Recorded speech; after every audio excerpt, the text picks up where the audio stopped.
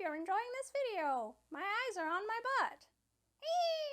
Hello and welcome. I am your cool uncle Marissa, and today we are going to be swapping out the buttons on a Game Boy Advance. Now, I hear some of you saying, cool uncle Marissa, that's not a very cool uncle thing to do, because I already know how to do that. Heck, I know how to install an IPS screen in my Game Boy Advance. I know how to add RGB lights to the buttons. I know how to add a Bluetooth module. I know how to add a jetpack and have it go up and be the first Game Boy Advance to land on the moon. One small step for Game Boy Advance, one big step for Nintendo. Probably, they'll probably take credit for you, or they'll sue you. So as you can see, that's a very bad idea. Let's just stick to swapping out buttons. But in all seriousness, I've made a couple of Game Boys for friends and mutuals, and buttons seem to always be the most challenging in terms of what aesthetic do I want. And sometimes it's either the buttons are out of stock. I'm looking at you, Labfifteenco opals. Or, you know, you just can't decide because there are so many beautiful buttons out there. I mean, how could you decide? And so what I always say is, listen, if the button you want comes back in stock, if you just change your mind, if you want to try out a different color, it's very easy to change the buttons out. And they're always like, yeah, okay, cool. But I don't believe that. It's like if you tell me, Marissa, you know, changing tires out is actually pretty easy. I'll probably believe you, but I'm not going to do it. The most I've done is sit in a car. I don't even know how to drive a car, so I'm probably not going to be very confident even attempting to change a tire. So I thought that since I'm going to be swapping out my buttons anyway, I might as well do a bit of a demo so that maybe you're someone out there who just wants to change out their buttons, but they're not very confident in opening up an electronic. I might mess something up. What should I be looking for?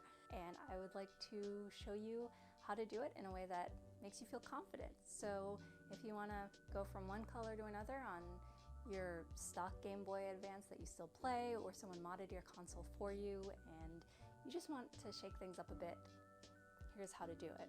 So first off, I'd like to show you my Game Boy Advance that I will be changing the buttons out. This is the one. So this is entirely modded by me, and it's sort of my go-to console. And the current buttons are quite lovely. They were, however, unexpected. So I had bought a lovely box of assorted buttons from Labfifteenco, and when I was making this, of all the buttons in there, I thought the white would suit the most. Then I walked in and it was very dark and the buttons were glowing. So they were actually glow-in-the-dark buttons, and I think they're really cool, but I just have a very short attention span for visuals sometimes, and I can get distracted if the buttons are glowing. So I figured I would swap them out. I would also like to show you this pouch for the Game Boy Advance that my partner made for me. It's so cute. It's a frog. We've got some pink Sherpa lining on the inside. Hello, I hope you're enjoying this video. My eyes are on my butt. And let's take a look at the buttons that we'll be using. These are the mint glint buttons from yesterday's tech, the A and B buttons. All right, so let's get to it. All right, so here is my toolbox. Maybe one day I'll do some sort of what's in my modding toolbox video. But anyway, for now, there's just a few things that you'll need.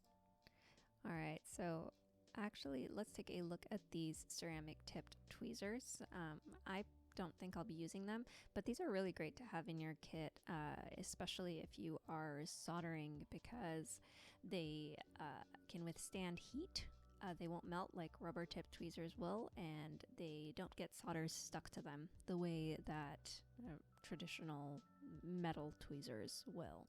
For something like what we're doing, rubber-tipped tweezers are actually fantastic if you don't have fingernails or small fingers, and they can help you pick things up with precision and also without damaging anything, which regular tweezers or even ceramic tweezers can do. They can scratch things up.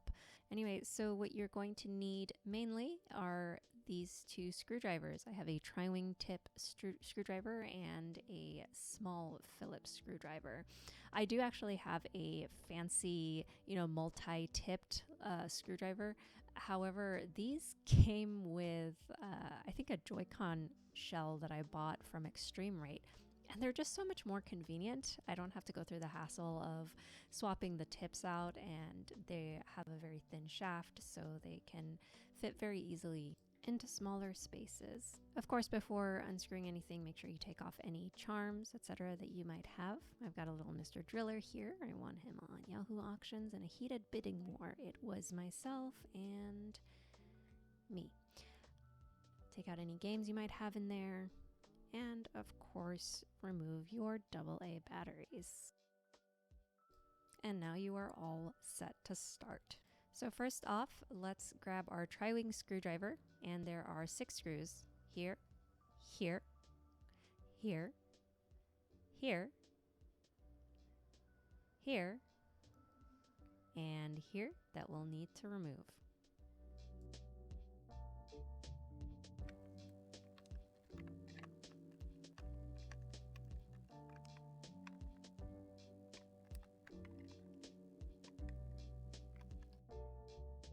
And our very last screw is this black Phillips screw right over here.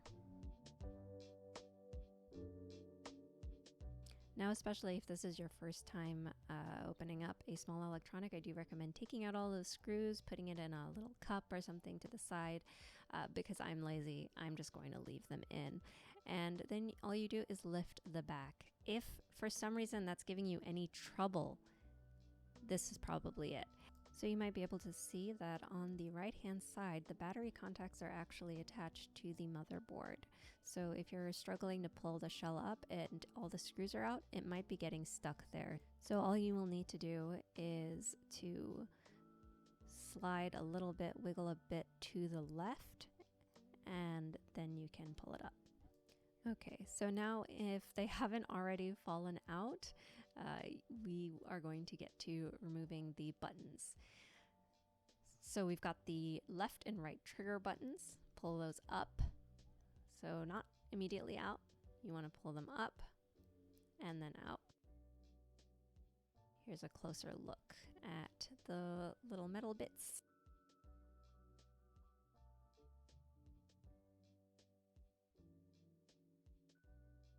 The side bits are very easy to take out, just lift them.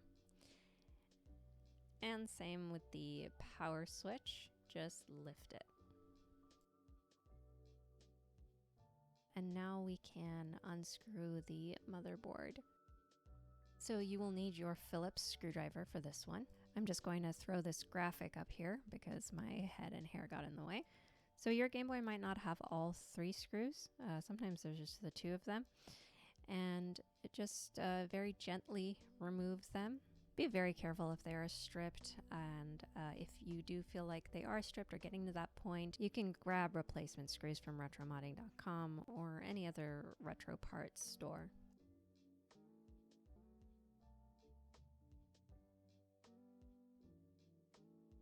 Once the screws are out, you can gently lift the motherboard upwards. Take note of the ribbon cable that is right here. That's your screen. Make sure not to bend it or pinch it. If you have a modded screen, you'll also have some wires. Make sure not to get those pinched. So now let's go ahead and lift the membranes. So these membranes, they touch the gold contacts and tell the motherboard what it is that you want to do when you press a button. So you just lift them up. Very simple. Sometimes your button might come with it, so just go ahead and kill 2 birds with 1 stone, but lift your button out. If your buttons haven't developed an unhealthy attachment with the membranes, just push them from the other side and pull them out. You can also use tweezers at this stage to pull them out precisely and delicately. Then just take your new buttons and simply drop them in. This is also not a bad time to clean up your membranes. If they have fluff or dirt or anything in them, they can get pretty grody. I have a very fluffy household, so I'm just going to pull the fluff out. But if you need a deeper clean, isopropyl alcohol around 91% is good. Just use that with a Q-tip, dig in there. And if it's even dirtier, you can use dish soap and warm water. Just if you do that, you have to be patient. You have to make sure that it's dry, okay, before you put it back. Dry as bones. Then just put the membrane back in on top of the button with the black parts facing outwards. You can see that there's 2 little hooks on the membrane and they hook onto your shell. So everything is nice and snug. Now let's drop in the A and B buttons. It's like those shape matching games you play as a kid. If it fits, you're doing the right one. Fits, amazing. And then same thing with the membrane there. Big hole on top, small hole on bottom, and black dots pointing out. The membranes must stare at you. Okay, and then just gently put the motherboard back. Here you might run into a little issue. If things aren't sitting as well as they should be, do not press or force anything, because your little problem is your speaker. So you see it's got this little leg. That little leg has to fit into the little trousers, one-legged trousers. And so if it is not matching up, you're not going to be able to push your motherboard down. So just pay attention to that alignment as you fold your motherboard back down. And make sure to quickly relieve yourself of any unexpected guests. All right, so before you screw anything down, if you want to see how it looks, just hold it firmly, flip it over, and I think that looks great. I think it looks really good. And now we are ready to put our motherboard screws back in.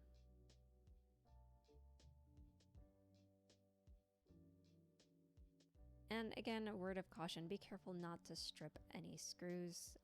Don't screw them in too hard either, maybe about halfway each, and then we can screw them in completely once they're all seated. Now when you go to tighten the screws on both sides, what I like to do is to gently press down on the motherboard, and then I can see how much room is left for each screw to go in.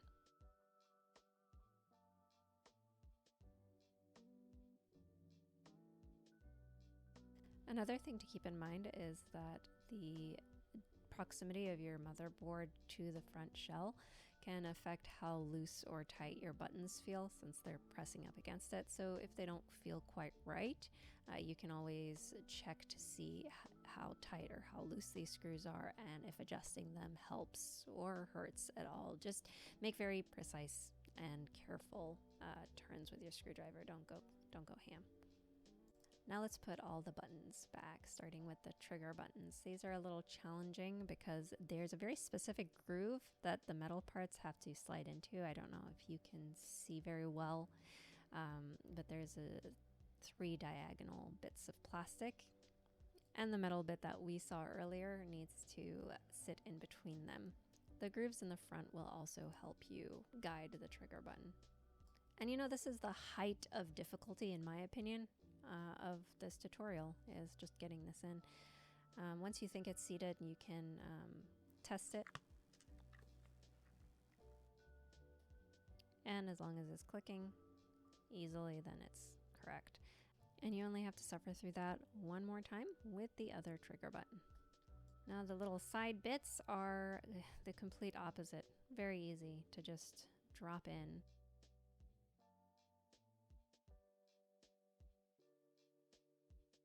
And you know which one goes on the right side because it has the little bump, and that fits in the indent in the motherboard. And that ends up being where you can thread your charm in. Don't you miss charms? I miss charms. And last but not least, we have our power button, and that just needs to hug the power switch. So it's got 2 little arms, and the power switch goes between them. They're best of friends, and when you slide it, they slide together, and your console turns on or off. All right, now we are ready to put the back shell on. Remember, you kind of slid it off if you struggled, so this time you're going to slide it on so the battery contacts on the motherboard can go through the holes in the shell.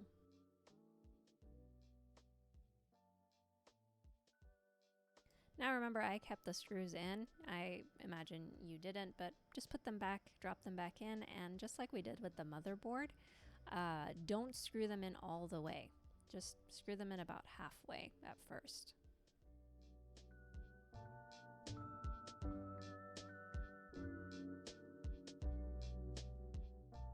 And don't forget the little black screw in the battery compartment. That's an easy one to miss. Now I'm just going to pop the batteries back in because I want to make sure everything works.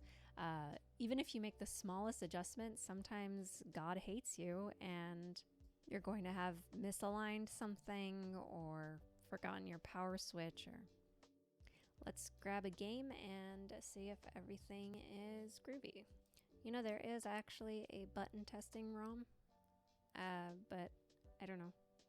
It's sometimes easier and more natural to test in an actual game for me.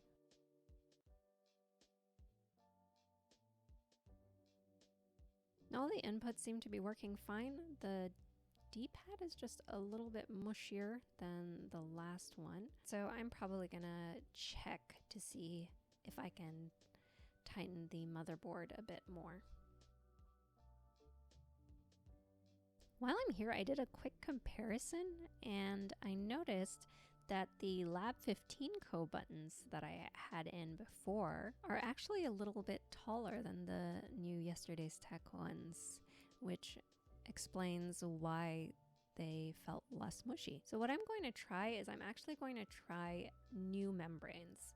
Now I usually like the worn in membranes, but seeing as the Yesterday's Tech button is so soft, maybe a stiffer membrane might help. This feels quite nice. It feels much better than it did before.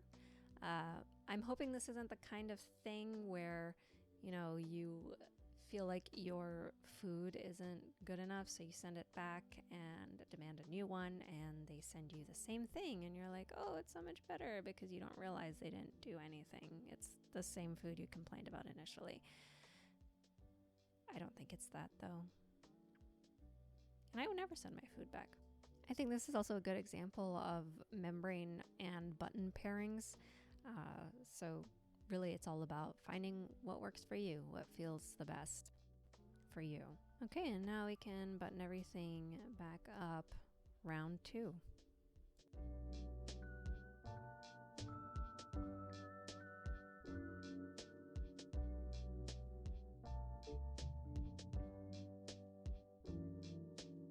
Okay, now this legitimately feels much better.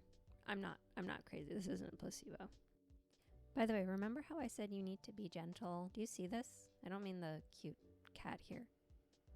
Do you see those lines? That's a crack from screwing the screw in too tightly once. These guys are plastic, and so they can deteriorate if you screw in and screw, put too much pressure on them.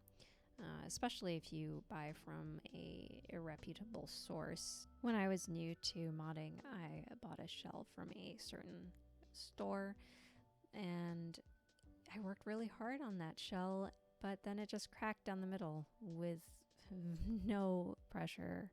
And so make sure you buy from people who actually are involved and support the community.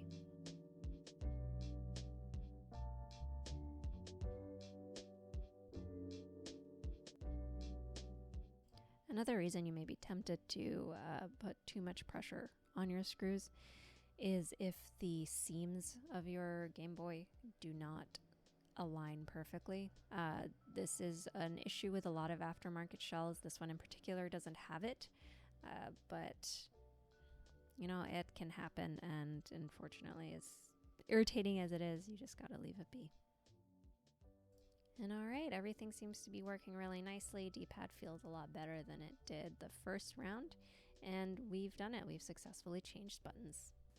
And so as the sands of the hourglass turn, so do our tri-wing screwdrivers. We have brand new buttons on this Game Boy Advance, and I think they look pretty good. Have the green and pink flakes, and that goes really well with the overall aesthetic that I was going for with this Game Boy Advance. Thanks again to Yesterday's Tech for the buttons. Thank you to Labfifteenco for making great buttons. If you would like to get modding parts at a discount, anything as small as a button to as big as a new IPS or ITA screen, there is an affiliate link to retromodding.com in the description. I hope that this was an informative video. If there's anything else you'd like to see, let me know in the comments. And I hope that this has given you a little bit of courage to tackle swapping out buttons on your Game Boy Advance, whether it's modded